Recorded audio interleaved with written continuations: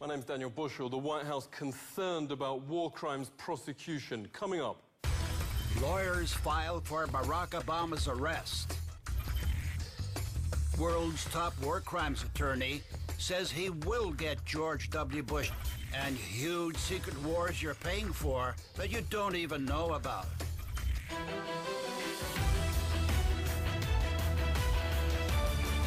Washington's putting intense and persistent pressure to overturn war crime sentences of other countries' commanders, reveals a top judge at The Hague. Judge Frederick Harhoff says the White House is getting extremely nervous about its own crimes. The court said commanders were responsible for war crimes their subordinates committed. But the chamber suddenly backtracked. The U.S. felt they were getting too close to their own commanders. A Malaysian court already found George W. Bush and his deputies guilty of torture and war crimes. At the trial, Mahathir Mohamad, Malaysia's ex-premier, heard from victims and witnesses and was blunt. These are basically murderers, and they kill on a large scale. The 8 convicted were John Yoo. Newsweek reports he advised Bush that whole villages can be legally, quote, massacred.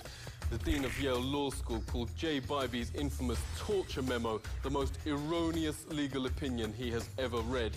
The National Lawyers Guild filed a complaint over William Haynes' recommendations for so-called stress positions and use of dogs against prisoners. Newsweek notes Richard Cheney's lawyer David Addington penned the key memorandum that the Geneva Convention doesn't apply to them.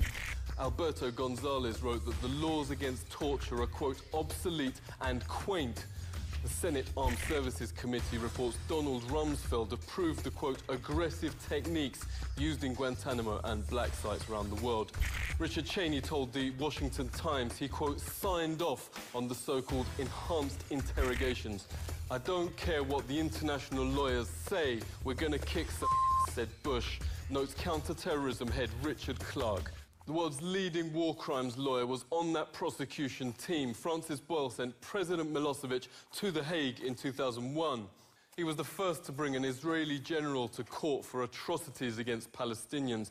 Now, his lawsuits around the world against Bush are cornering him, stopping him from travel. Professor Boyle, thanks a lot for joining us. Will you get Bush and co, even if they stay at home? Bush and the rest of them have been advised by their attorneys not to be traveling around the world. We're going to get them here, too.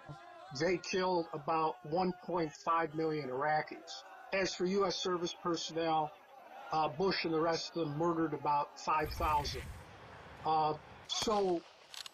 That's why I think it's going to take longer, because the offenses were so grave and so extreme compared to Milosevic. What's people's reaction to you closing in on him? I think they'll be rejoicing in the streets when they're brought to justice here in America, and perhaps in other places in the world as well. Certainly Iraq, for what they did in Iraq. There's no question about that. I'm sure there'll be parades over there in Iraq when Bush and Cheney are brought to justice. George W. Bush had to cancel his first trip following the admission in autobiography Decision Points that he ordered waterboarding.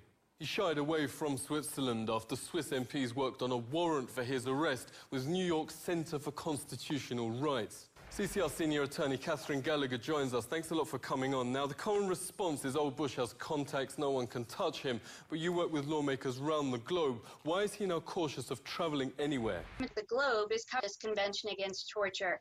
So most of the globe is an obligation to investigate and punish George Bush. Actually, the Obama team reached out to Switzerland and sought assurances that George Bush wouldn't be prosecuted, and that the Swiss response was, we have an independent prosecutor and an independent judiciary. We can't make that promise to you.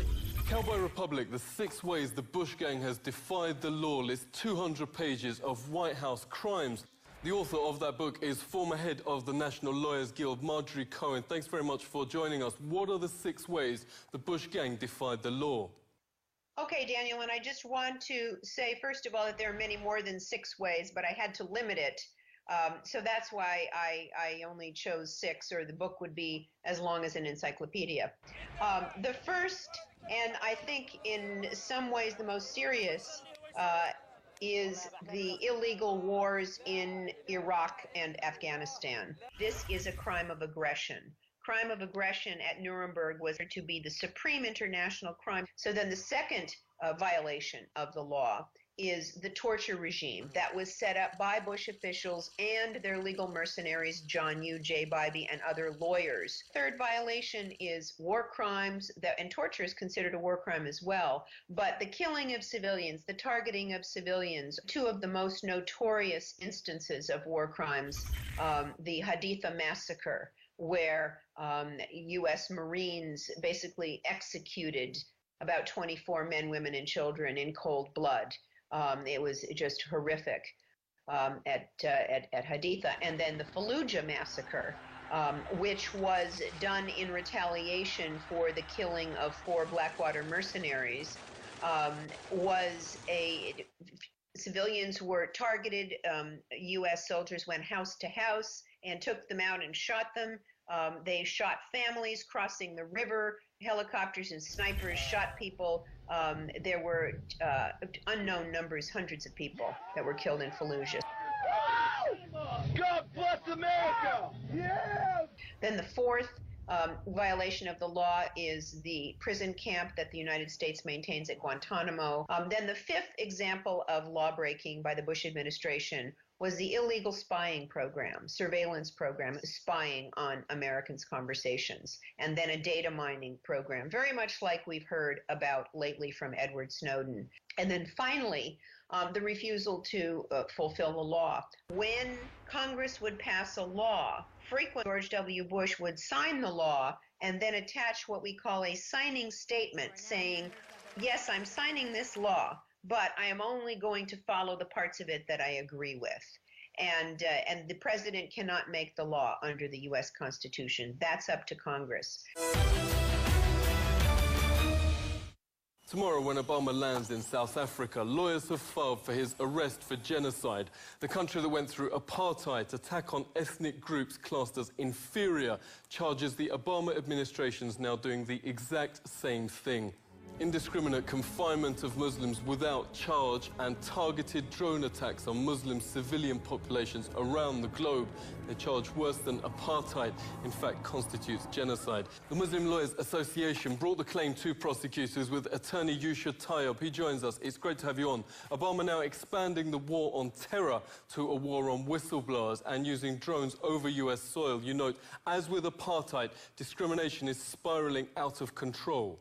It's a history that our people know, and so it's something we can identify with, and that is particularly pertinent to the South African community because, as you know, pre-94 we had extensive detention without trial in this country, and the comparative to the South African public is you didn't condone it then, why must you allow it to happen on an international basis now? And so this is a genocide, a torture, a perpetuated campaign against people of the Muslim faith.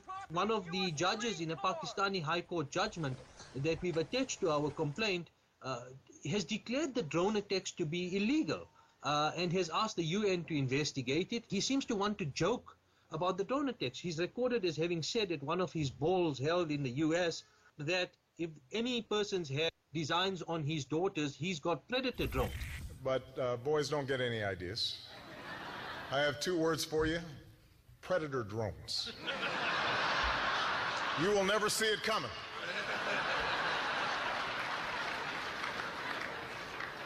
You think I'm joking? At last week's G8 in Ireland, MP Claire Daly says corporate media should stop pretending Obama's anything but a war criminal. By any serious examination, this man is a war criminal. He has just announced his decision to supply arms to the Syrian opposition, including the jihadists, fueling the destabilisation of that region and continuing to undermine secularism and knock back conditions for women. And to hell with the thousands more who lose their lives, or the tens of thousands more who will be displaced as this war goes on.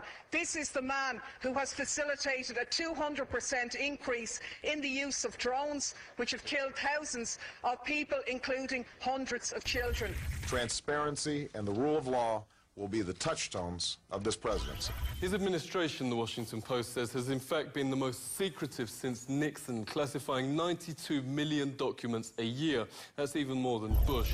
Former intelligence officer Scott Rickard is investigating secret, disastrous wars American people are waging in their name and funding and don't even know about. Thanks a lot for joining us. Tell us about those wars and why have they been a disaster? What people don't realize is that there's been a war for 4 years. They fought a war down through Sudan and Ethiopia and into Somalia. And then they tell us in the news that there's been a terrible drought and 250,000 people have died. When in fact, what had happened is that all the food supply and all the water supply was basically wiped out. And so they're left to die in the desert because now they're going and developing the oil fields in this new country created South Sudan. And then when it comes to war crimes using weapons of mass destruction. I mean, the depleted uranium-lined Hellfire missiles, and this is a fact, they're fired from Predator and Reaper drones. They deliver at least 10 kilograms of depleted uranium, which permanently contaminates the target areas. So when you go back in there, you're guaranteed, if you spend too much time, to get some form of horrific cancer that will kill you between 10 and 15 years. That's how poisonous this stuff is. And we've got a lot of our soldiers around this stuff that are dying, but they don't talk a lot about it. It's like our generation's Agent Orange. I call him Obama the Odious. Then you've also got the secret kill list by Obama. You've got the legal wars in Libya and elsewhere. You've got, he started the covert war in Yemen and basically deposed another leader in that country. You've got enormous mercenary presence in Iraq. Sitting presidents are harder to stop. Lawyers say they may have to wait till Obama steps down. Bush and his officials are effectively prisoners in their own country, fearful of arrest if they travel abroad. For the victims of their crimes, that's not punishment enough. This is The Truth Seeker.